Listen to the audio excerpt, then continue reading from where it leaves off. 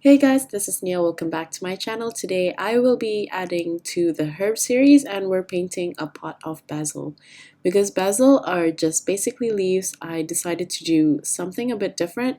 Instead of doing a freehand painting, I'm actually going to draw this out first so it's a bit easier to visualize before we get to the painting. So let's begin with the form of the leaves. They're pretty basic, but the basil leaves are quite rounded, so make sure you get the basic round shape down and try to avoid drawing thin, narrow leaves. It also has a slight curvature to the midsection of the leaves. This might be a bit tricky to visualize, so I'm just going to draw out a few of them in different angles so you get to roughly see what it looks like as it's tilted or seen from different views. These are optional, though you don't need to be able to draw every single one of them depending on the final composition you decide to draw out. As you can see, they look slightly rounded this way, but still a bit two-dimensional, so let's add on the veins. To help the roundness of the leaves, we can actually draw out the veins also with a bit of roundness, so avoid drawing out straight lines as it would create a different type of feel to the leaf, something a bit more stiff.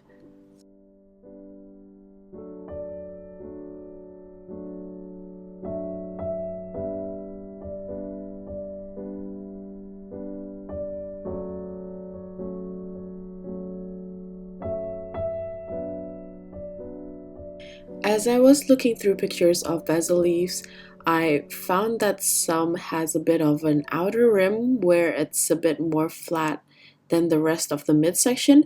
So what I do is I'd like to connect the veins bit by bit, and in that process I'm isolating the sides of the leaves. This works quite nicely when you're drawing it out from a side angle also, because you can also add some curvature to the connection of the veins, and this way it would make the leaves even more round. When you are connecting the top part of the leaves, try creating bumps in between the veins. This is what I mean. I personally think that this added detail creates a softer look to the leaves.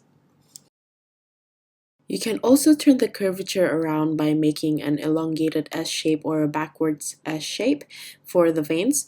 This would make the leaves look like it's curved in rather than curved out. This is optional though. If you would like to add on this detail for a variety, that's fine, but it can get rather confusing, so it's okay if you leave this out. Plus, most of the leaves are convex anyway, not concave. Now let's talk about the growth of the plant itself. The basil plant grows mostly in fours, and as it grows taller, it'll add another row which consists of another 4 leaves facing in different directions. I'm just going to draw out the lines so it's easier for you to understand what I mean.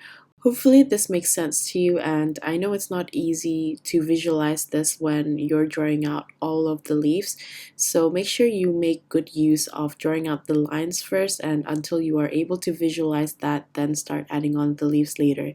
It's easier to start from the top layer going down, as the bottom leaves has more time to grow. It's natural for the bottom leaves to look a bit wider and bigger than the leaves that just sprouted at the top.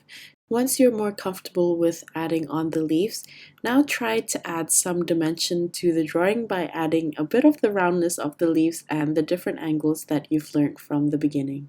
Take note that the distance of the layers of leaves will also make a difference in the final composition.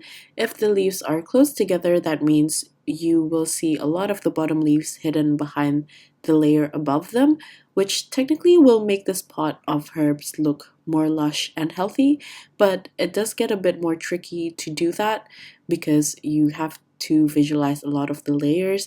In the final paint through, I'm going to paint more leggy version of this plant, so it's easier for you to see the leaves, and hopefully it'll be easier for you to follow. Once you're done drawing the leaves, now try to add on the curved veins for the details.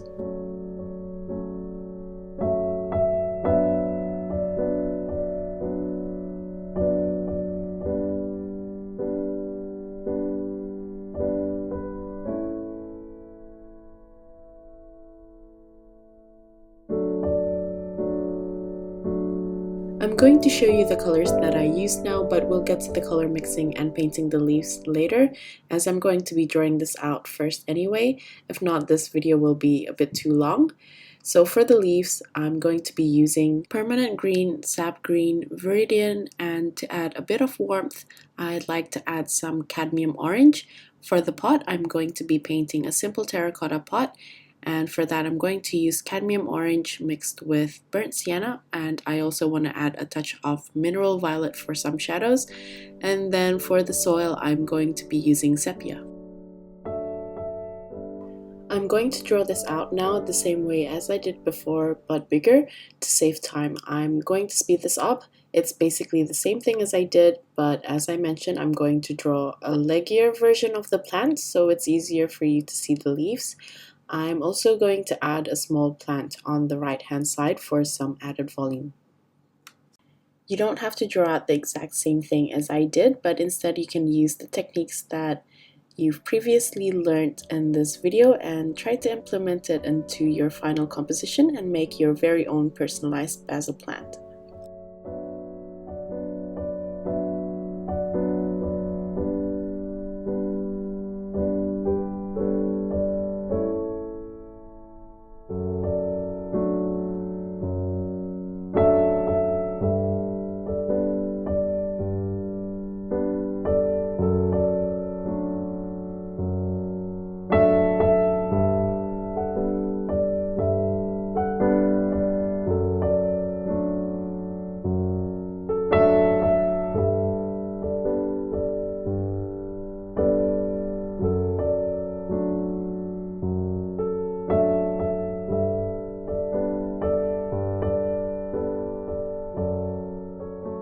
Now we're going to paint the basil plant because we've previously drawn this.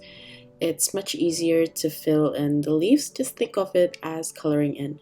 So firstly, I'm going to start with the permanent green, and I'm going to paint the leaves according to where the veins of the leaves are facing. And I'm also going to leave out a bit of white here and there, preferably close to the veins which are sticking outwards to create a bit of shine. Basil leaves are quite smooth and shiny, so we're trying to depict that from the painting. I'm also going to add more paint on one side of the leaf for just some added interest. This way you have a bit of a darker tone and a lighter tone, and with the texture of the watercolor, I think this creates quite a nice texture.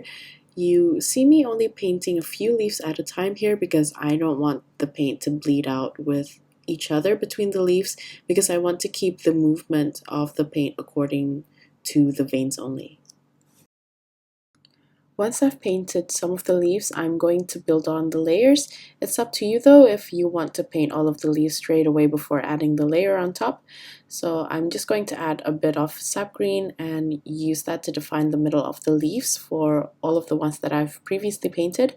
Then I'm going to clean my brush and dry it slightly, and I'm going to pull some of the paint that we've placed in the middle, and I'm going to spread it out on one side of the leaf if it's facing sideways, but if it's facing straight on, I'm just going to spread it all around the leaf, but still keeping in mind the white areas that we've previously left out.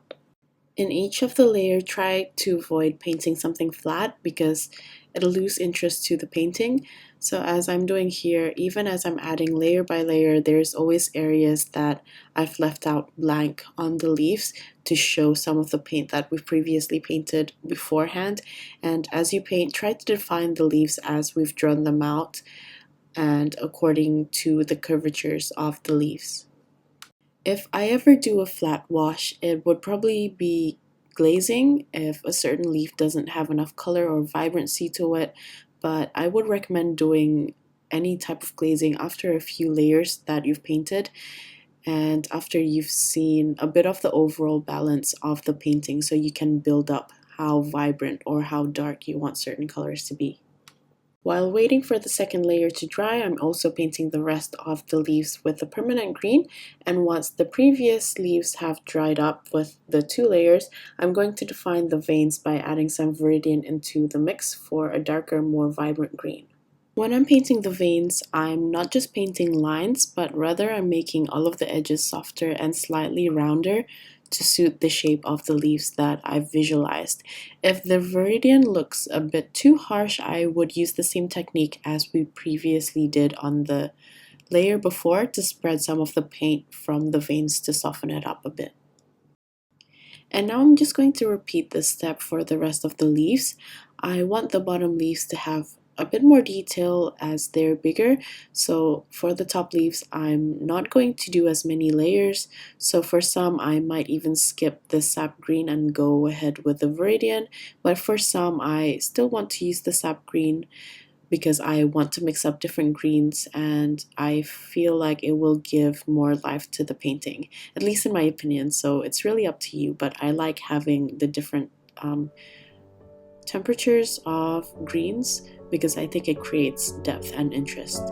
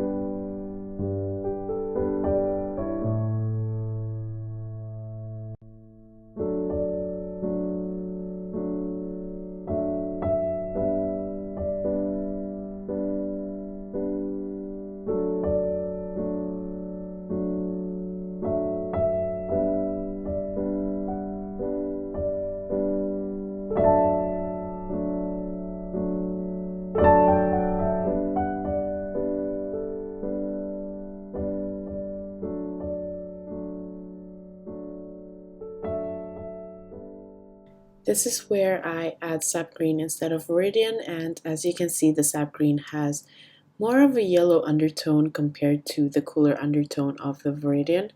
If this alarms you as you're painting, you can always add and build on the layers later, so it's okay if in the end you don't really like the look of it.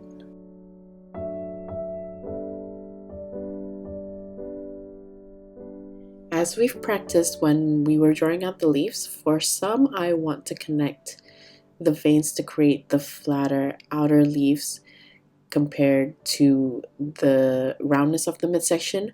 You don't want to do this for every leaf though, as every leaf is different, and I think it would look a bit weird if every single one has the exact same texture. So I'm just picking out some and doing that for some of the leaves.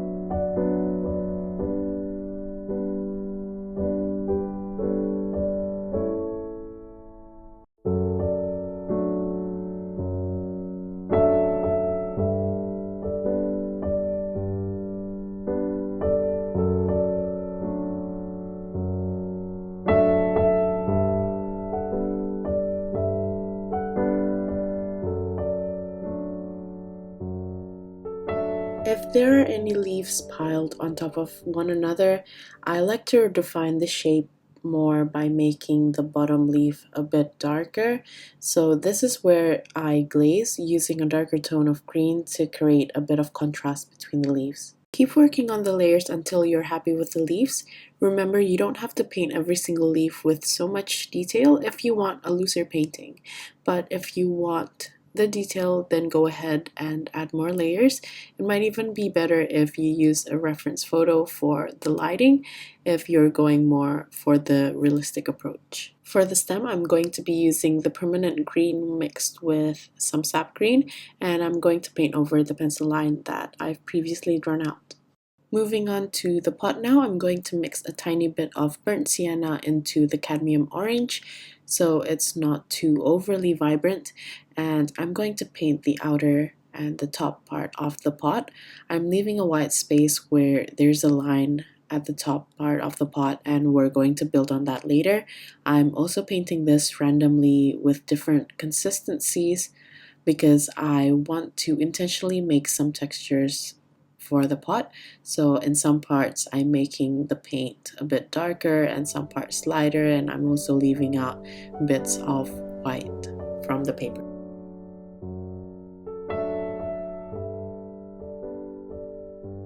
I'm going to use the burnt sienna by itself, and while the paint is still damp, I'm going to add a bit of the burnt sienna along the bottom of the pot and a bit of the top where we've left the white line in between.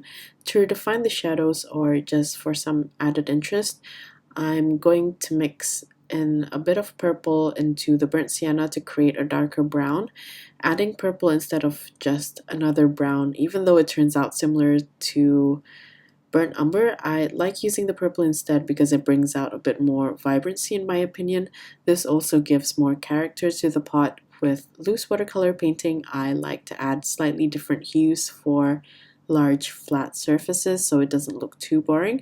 So I'm going to add this purple hue to one side of the pot. For the back of the pot, I'm going to add more burnt sienna into the cadmium orange to create a darker tone of orange or almost brown, but I'm leaving the top rim the original orange color, which creates more of a 3D look because you're creating a rim on top of the pot. I found that it wasn't dark enough or it wasn't contrasting enough, so I ended up adding some purple into the mix to create a darker brown.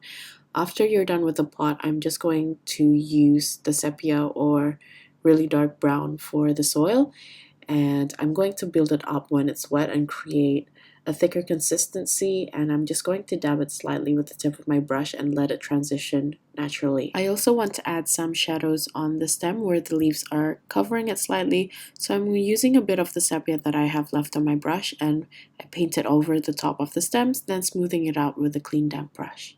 I'm going to add the shadows. I'm using a bit of sepia with purple and burnt sienna, and I'm painting it lightly along the bottom of the pot. Looking at the overall painting, I found that the leaves look a bit too spread out, so I'm also going to add some leaves behind everything that we've painted, and I'm going to add some orange to the sap green and add silhouettes of leaves where there's a large space. I think this way the plant looks a bit more dense. And yeah, that's it. It's a bit of a long one and a different approach to my usual herb or flower tutorial, but I hope you enjoyed watching this and learned something new. Thank you for watching till the end, and I'll see you at the next one. Bye!